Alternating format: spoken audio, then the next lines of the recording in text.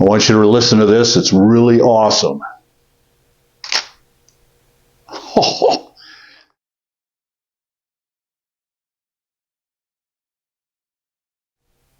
Hello, and welcome to another one of my episodes. I'm Chuck, the grumpy old photographer, and today I want to share with you, well, first let me say that this episode, I was in the works, that I had planned that this episode was actually going to be about this wonderful Rolly 35. I still plan to do it. I got a bit sidetracked.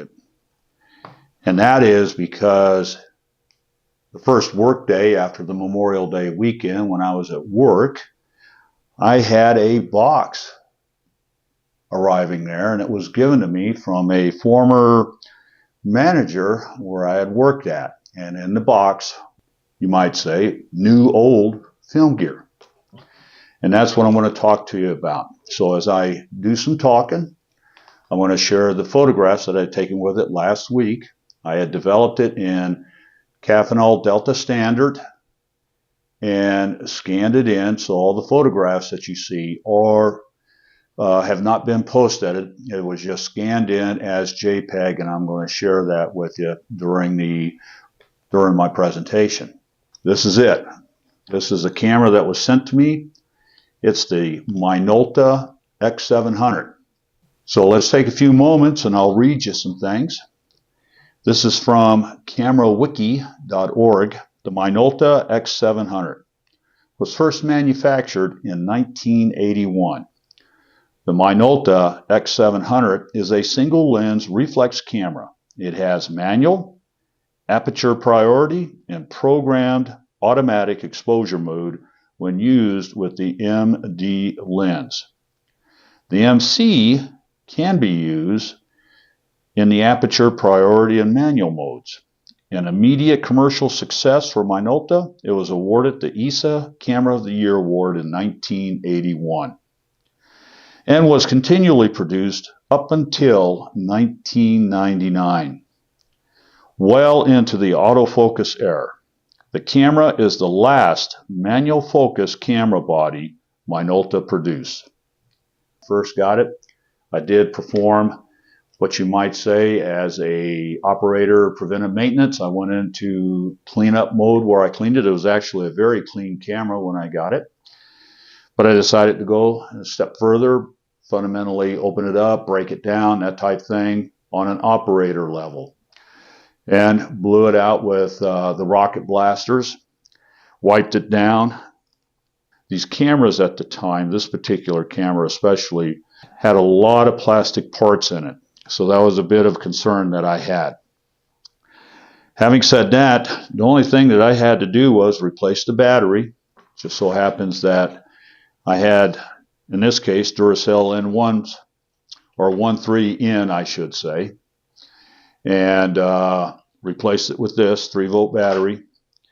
And I also want to point out that you need a battery to operate this camera. This is not a mechanical camera. It needs electronics to operate this camera. I also looked at the light seal that's in there. And the light seal, of course, had over time decayed, but there was enough that I thought, okay, I'll still shoot this. I want to find out what it's made of, as it were, out there on the street. So I was concerned about the light seal. It's fundamentally basically your standard run-of-the-mill SLR camera. It has on the right, your shutter speed, and the shutter speed knob includes the aperture priority and the program priority.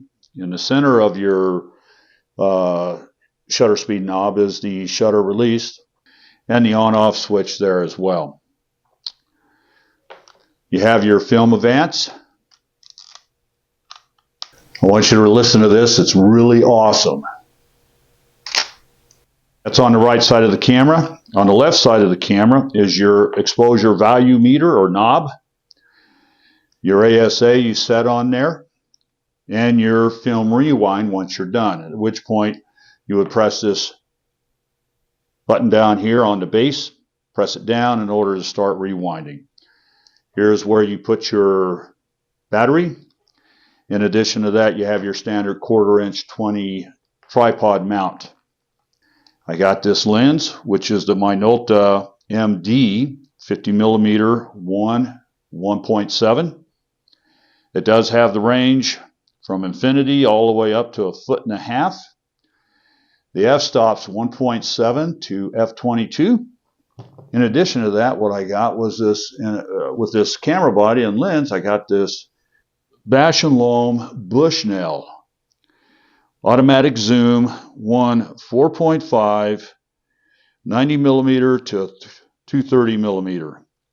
It is really a beautiful little camera, but be very mindful. These were notorious, especially notorious with problems with the electronics in here, I've read. I'm not quite certain what it is, but the electronics did have its flaws. And so that's fundamentally it. A gift that was given to me. I had a blast photographing with it. I just went basic photography mode with it. I went manual and just did and I forgot to mention in the electronics also. You do have an exposure meter in there, or an exposure indicator. I'm not quite sure what you would call it. I'm not necessarily used to it. And so it was easy to read. It's off to, in the viewfinder, it's off to the right.